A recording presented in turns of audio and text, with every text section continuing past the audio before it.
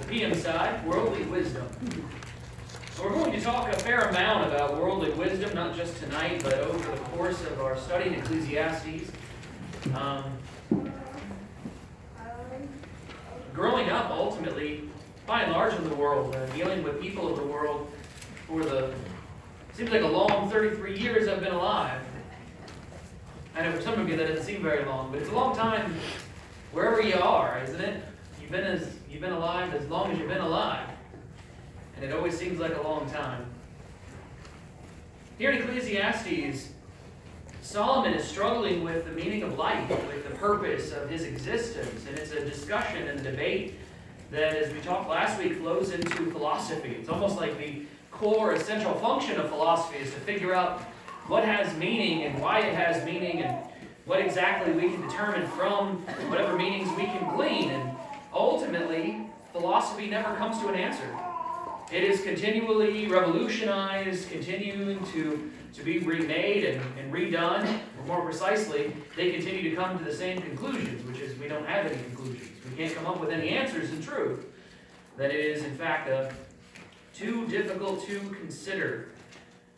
But the problem is that they've removed something from the equation. And that's something that, as we've made mention of here in Ecclesiastes, for quite a few chapters, Solomon is also going to exclude. Basically, he comes to the table and he says, let's just pretend that God doesn't exist. And let's try to find meaning outside of God. And so he does. And as you would go out, I almost imagine Solomon going out into the world, and he says, like many of us probably did, and many human beings do regularly, they go out into the world and they ask for advice. And they say, what do you think the purpose of our existence is? What do you think the meaning of life is? What do you suppose? And he gets a lot of different answers because a lot of different people have a lot of different ideas. You don't have to spend too much time in a bookstore to find a really large section called self-help. And they have all the answers, they claim. Every book has the answer to the meaning of life. Everybody. If you were to pick up your phone and you were to ask Google, I did. It was fun. It was pointless, but it was fun for the few minutes that I searched through and scrolled through the ideas that they had. There is no shortage of individual, of famous person like Eleanor Roosevelt, who wants to chime in on the purpose and the meaning of life, and she says, the purpose of life is to live it. Well, that seems fairly profound, as opposed to the alternative. And I know what she means. She means to live in the life and to do that which is in relation to the experience. To taste experience to the utmost. To reach out eagerly and without fear for newer and richer experiences. So basically she argues that enjoying life is the answer. And you would go to the next one, and the next one would tell you to live from the heart and not from the mind. Platitudes like this, profound things that people say, that really, if you think about it, don't mean anything. They sound nice, but they have no real meaning. And you ask, well, how am I going to do that? They say that you should love. Love is the purpose of life. And you say, well, how do you first know that, and why is that the case? And they make some rambling argument on the issue. And Solomon took all of these, all of the things that people say and do, even if they won't say it, and he tried them. It's almost like an experiment that he institutes. And he has a control effect, in effect. And he tries one thing and he finds out whether it works or it doesn't, and then he moves on. And we start here in Ecclesiastes 1. Notice in verse 16 he says, I communed with my heart, saying, look, I have attained greatness, and have gained more wisdom than all who were before me in Jerusalem. My heart has understood great wisdom and knowledge. And as we looked at last week, that is certainly the truth. God gave him an incredible level of wisdom. And he had wisdom, as we talked about already, knowing that asking God for wisdom to guide and to judge God's people was the right answer. And because God gave him that, or because he asked for wisdom to do that which was right according to God's people, he not only gave him the wisdom that he asked for, but also riches and treasure and an incredible success in life. That is to say, in earthly life. In verse 17 he says, and I set my heart to know wisdom and to know madness and folly. I perceive that this also is grasping for the wind. For in much wisdom is much grief, and he who increases knowledge increases sorrow. There's not a school child out there that doesn't understand that. In chapter 2 and verse 1, he says, and I said in my heart, here he is again. Notice who he's not talking to. He's not asking God, and he's intentionally done this. He's not asking God for what the meaning of life is or the purpose in his existence, but he's asking himself. And when you ask yourself, you get a pretty distinct answer. Whatever I want. Whatever comes to mind in the moment. Come now, I will test you with mirth, that is his heart. Therefore enjoy pleasure, but surely this also was vanity. And so he begins. He begins with all the things that if you were to ask the community, if you were to go out and you were to ask 15 random people, these are some of the things that you would hear. The meaning of life is, to a lot of people, pleasure. And while they won't outrightly admit this is how their life exists, their entire life is spent on the procurement of pleasure, on the enjoyment of life. They work to live, in a sense. They work to use their funds to do various things. In chapter 2 and verse 2, he said, I said of laughter, madness, and of mirth, what does it accomplish? So he challenged the idea of laughter, mirth, enjoyment, basic enjoyment. The idea that laughter is itself adequate. In Proverbs 14 and verse 13, he says, even in laughter my heart may sorrow, the heart may sorrow, and the end of mirth may be of grief. Proverbs was written by Solomon. And he understood that even if there is a time where a joke you might laugh at, that even that laughter, it might just be a mask for the sorrow that you feel. Some people go to funerals with this idea that if they can just make the person that's grieving, maybe they don't go to the funeral this way, but maybe they go to the home afterwards. Maybe they go beforehand.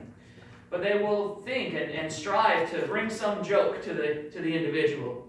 That in the hopes that if they make them laugh, then they'll feel better. And that sometimes works, and sometimes they laugh simply to help you feel better. And they're still broken inside, because while it is said often laughter is the best medicine, the person who said that obviously wasn't suffering from a hernia or any kind of stomach ailment.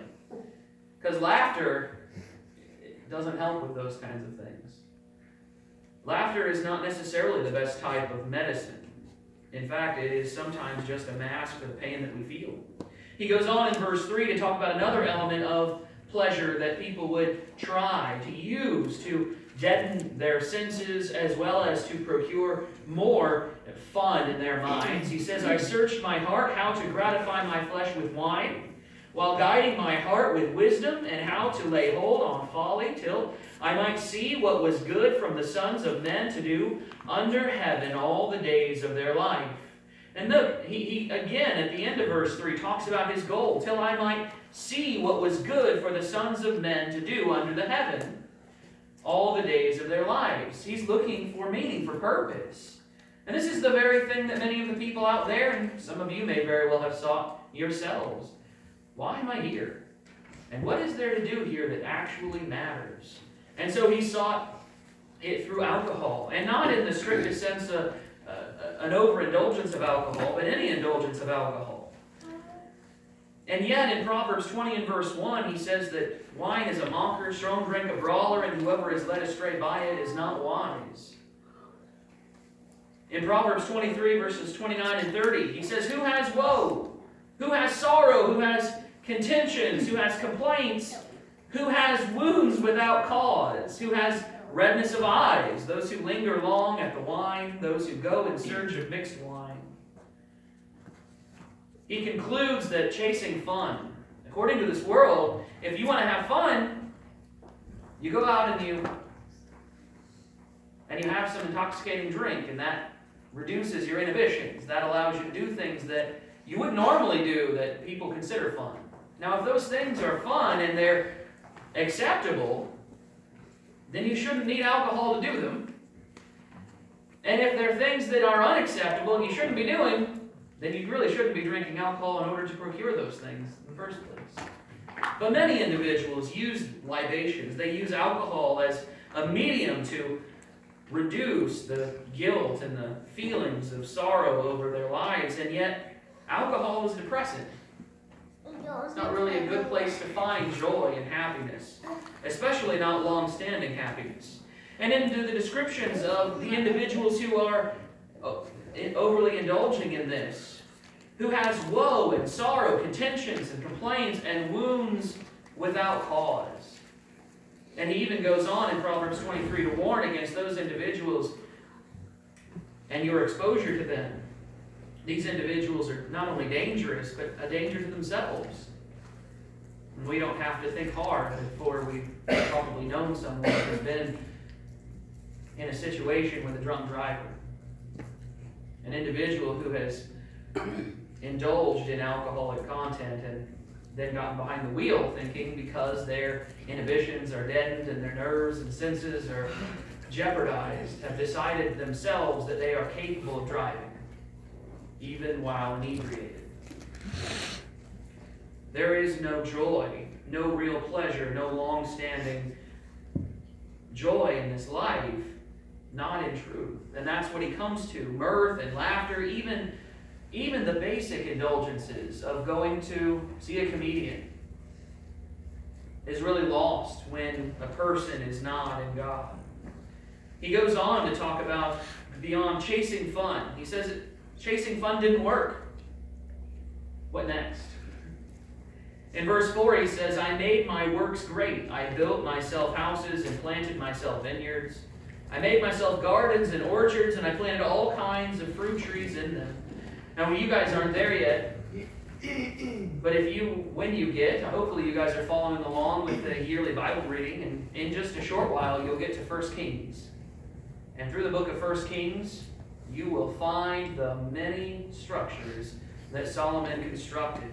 And of all of the structures that Solomon constructed that he is describing here, not only the buildings, houses, palaces, his own palace taking approximately 13 years to build. It was opulent. It was amazing. And he built all kinds of buildings, both in Israel, in Jerusalem, and outside of Jerusalem, for war, for the procurement of goods. He built warehouses, essentially, to keep all of his stuff. And what did it all give him? What did it all benefit him? What did it all bring him? Not long-standing happiness. And notice the number of times he says, for myself. For myself I built this. For myself I built that. For myself I built these things. And if you look down the list, all the things he's describing are things that were particularly for him. He didn't allow the peasants to come in and to eat of the fruit of the trees of his orchard, or to bathe in his bathhouses, or to live in his palace. And you know, there's one structure that you would think would be in this list, but it's not. His most grand and amazing structure that he ever built, I would have to say, would be the temple. And yet it's not here. He doesn't list it because it wasn't him doing it. It was God. God was building the temple. And it wasn't an option, or it wasn't an opportunity for him to glory in the sense that he had built it himself or that he had accomplished anything great. And so even the thing that was probably most prized in his life, or we most recognize as the most important accomplishment, he doesn't list here because it doesn't count as a feather in his cap. And all of the things that he built and all the time that it remained, what happened to it all, as he'll talk about later in Ecclesiastes 2, what happened to it? Did he get to enjoy it for all eternity? No, merely for the rest of his life. So he built it, and while he may have walked through the palace and enjoyed the bed that he built, had constructed, and the amazing things that he built around his home, and got to walk through the palisades and through the orchards and the gardens, they would not remain forever themselves, and they would not remain his forever, because they would one day become his. They would become someone else's. And so even the idea of leaving something behind did not give him long-standing joy or comfort. And so he turns to the procurement of things. He says in verse 7, I acquired male and female servants and had servants born in my house. Yes, I had greater possessions of herds and flocks than all who were in Jerusalem before me. And if you don't believe him, we turn over to 1 Kings chapter 10. When it came to stuff, Solomon had a monopoly just about. 1 Kings chapter 10.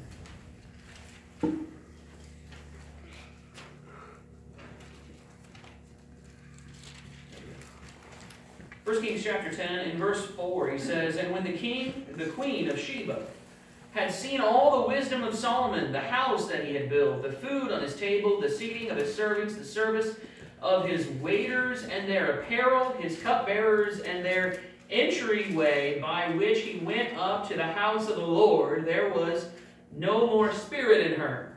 Which is to say, she fainted. She saw that, we're talking about the Queen of Sheba, comes to town. She sees all that is what Solomon has collected and built and decorated, and all of his servants and all these things that if you were to ask the world, that is living, right? That's what life is about, having more servants than you need. You have demands. Having more people taking care of you than you can come up with stuff to ask for. Having more money than you could spend in 1,000 lifetimes. And yet Solomon wasn't happy. Solomon felt no fulfillment in it. If we go over to 1 Kings 8, he's talking about the flocks. Notice in 1 Kings 8,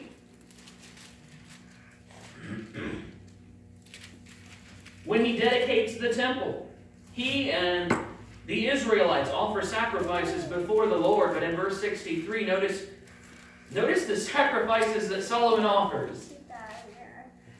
I had to check to make sure the numbers were correct because it was absurd and ridiculous reading this. 63 says, "And Solomon offered a sacrifice of peace offerings, which he offered to the Lord, 22,000 bulls and 120,000 sheep.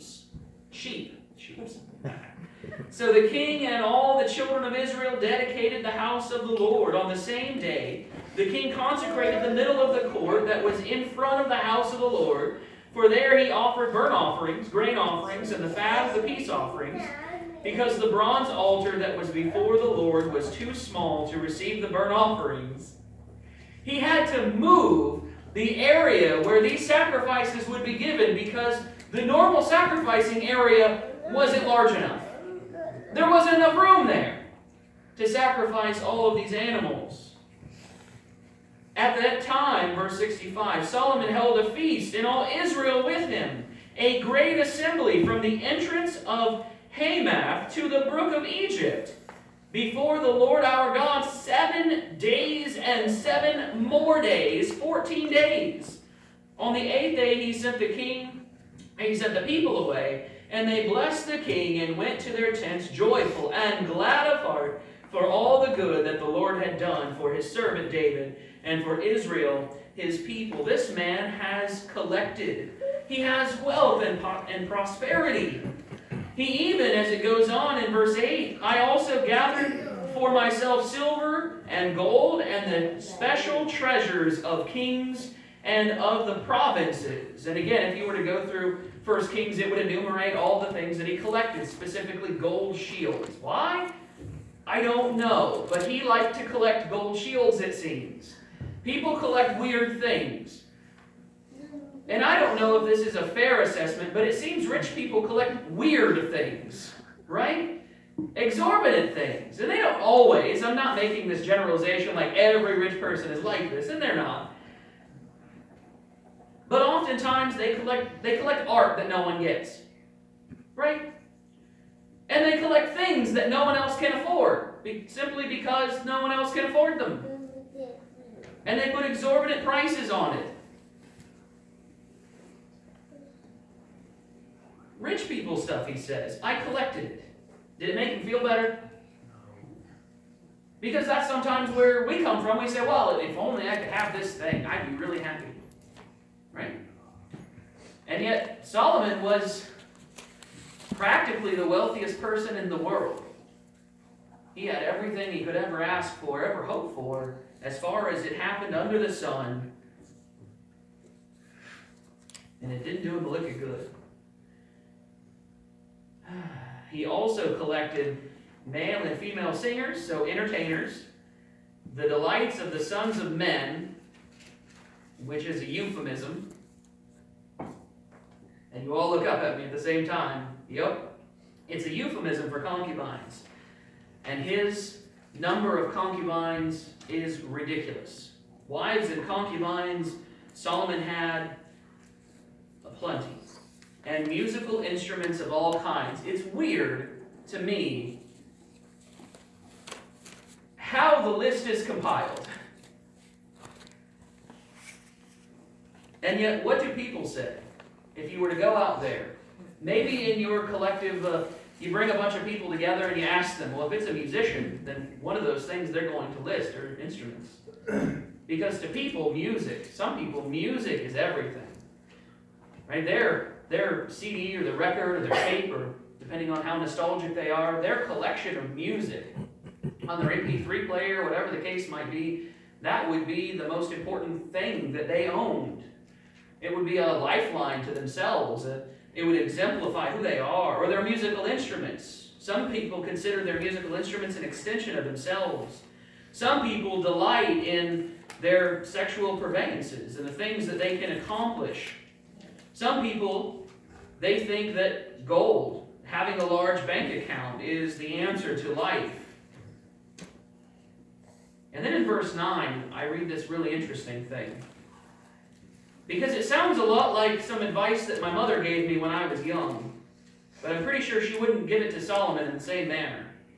So I became great and excelled more than all who were before me in Jerusalem. Also my wisdom remained with me.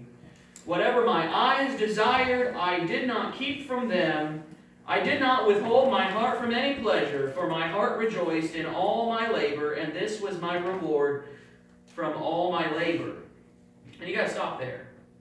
My mom used to say, if something is worth doing, it's worth doing well. And I got to say, when it came to this experiment, Solomon put forth every effort he had. He tried everything he could think of, and it sounds almost like he asked everyone he knew, what makes you happy? What do you think would bring the person joy or fulfillment or meaning or purpose in life? And he almost had a survey. And you know what he did? He took that survey and he populated a list and he tried every single one of them. What about this thing? What about this thing? And what about this thing? And you know what he found? Verse 11. Then I looked on all the works that my hands had done, and on the labor in which I had toiled, and indeed all was vanity, and grasping for the wind, there was no profit under the sun. That fool in Luke chapter 12. That man that Jesus talks about, Luke chapter 12. Solomon, it's peculiar that the Bible would take a man like Solomon and God would challenge him, or he would challenge himself, under the sun in wisdom to come up with all of the things that might bring joy, and find out that none of them do. None of them under the sun do. And in verse 16, chapter 12 of the book of Luke, he says, the ground of a certain rich man yielded plentifully. We're not talking about an impoverished man. We're talking about someone who is already exceedingly wealthy. The rich get richer. And what does he do with his exceedingly great riches now? He thought within himself, saying, what shall I do, since I have no room to store my crops? So he said, I will do this. I will pull down my barns and build greater, and there I will store all my crops and my goods, and I will say to my soul, soul, you have many good laid up for many years. Take your ease, eat, drink, and be merry. And if we pick up here, in fact, in chapter 2 and verse 12, he says, then I turned myself to consider wisdom and madness and folly, for what can the man do who succeeds the king? Only what he has already done. Only what the previous kings have already accomplished. Their life is basically the same. Then I saw that wisdom excels folly, as light excels darkness. The wise man's eyes are in his head, but the fool walks in darkness. Yet I myself perceive that the same event happens to them all. What did all of this wisdom bring me? What did all of this wisdom give me? Did it give me a leg up in this world? Is my life better because of wise under the sun?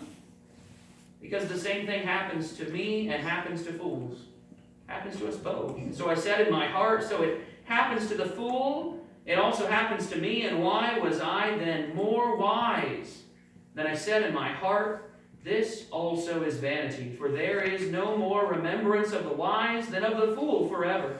Since all that now is will be forgotten in the days to come. And how does a wise man die? The same as a fool. Both die and are put in the ground, and before long both are forgotten. Therefore, he says, verse 17, I hated life because the work that was done under the sun was distressing to me, for all is vanity and grasping for the wind. Then I hated all my labor in which I had toiled under the sun, because I must leave it to the man who will come after me.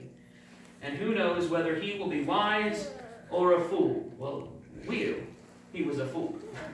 Rehoboam, awful fool. Listen to the young, inexperienced individuals rather than the wizened individuals. Who would come after him? A fool. Yet he will rule over all my labor in which I toiled and in which I have shown myself wise under the sun. This also is vanity. Therefore I turned my heart and despaired of all the labor in which I had toiled under the sun. For there is a man whose labor is with wisdom, knowledge, and skill, yet he must leave his heritage to a man who has not labored for it. This also is vanity and a great evil. Look how he's progressed.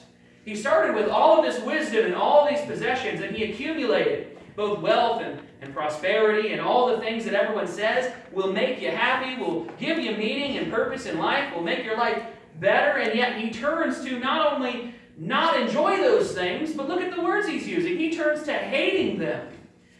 They become an objectionable thing in his life because he has done so much to procure them, and he has spent so much life in acquiring them, and yet when his life is over, they will simply become someone else's. There's no loyalty in objects or in people. Not once your usefulness is disbanded.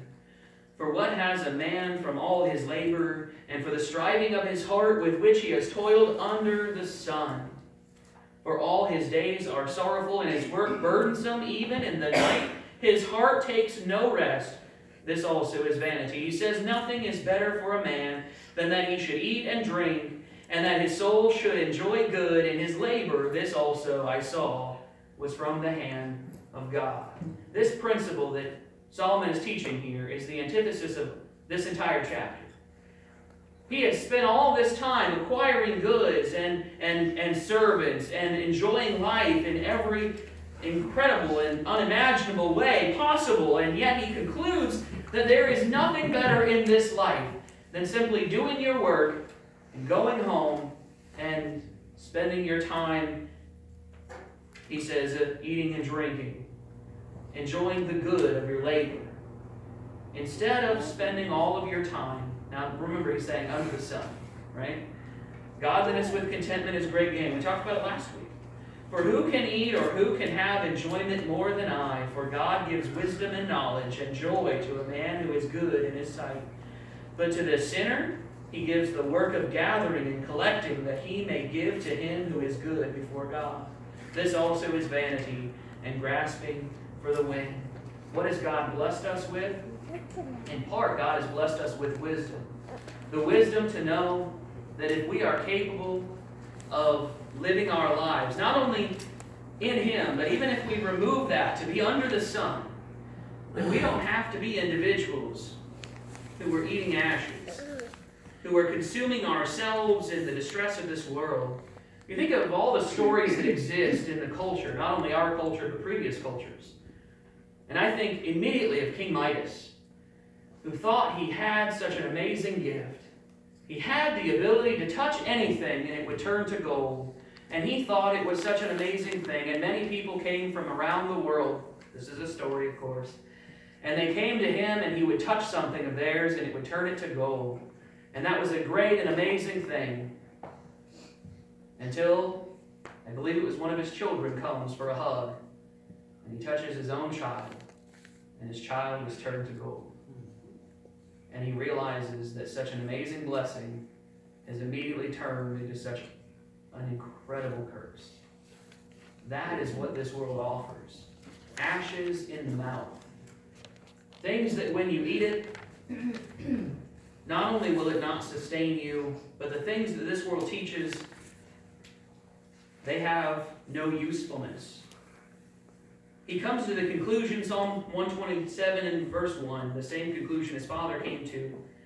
Unless the Lord builds the house, they labor in vain who build it. Unless the Lord guards the city, the watchman stays awake in vain. It is vain for you to rise up early, to sit up late, to eat the bread of sorrows, for so he gives his beloved sleep. The Lord is the provider of all, and he is the provider of what is good. And we focus so hard, so long on things that even if we were to acquire them, even if we were to save up our money and we're able to work 15 jobs in the same day and to accomplish all that our heart has desired, we would find out simply that it is ashes in the mouth. And yet he gives us something greater. He gives us a higher purpose. And the wisdom of Solomon concludes this, not only in his experiences and in his scientific experimentation, but more precisely in the conclusion he makes from the wisdom that he receives from God. In Revelation chapter 14 and verse 12, speaking to a group of people who would experience some of the worst persecution this world would ever see, some of the most awful things would happen to these people, and yet the writer of the book of Revelation, John, speaking from the inspiration of Jesus, he says there in verse 12, "Here is the patience of the saints. Here are those who keep the commandments of God and the faith of Jesus. Then I heard a voice from heaven saying to me, 'Write, blessed are the dead who die in the Lord from now on. Yes, says the Spirit, that they may rest from their labors and their works follow them.'" We lay up a treasure in heaven where moth and rust do not destroy and where thieves do not break in and steal. We lay up a treasure, and while we hope to pass this treasure on to others, and while they may be fools, that is not the same concern to us, because that treasure is also laid up in heaven. And I believe that the one whom I trust is able to keep what I have delivered to him until the day that I am able to receive it again.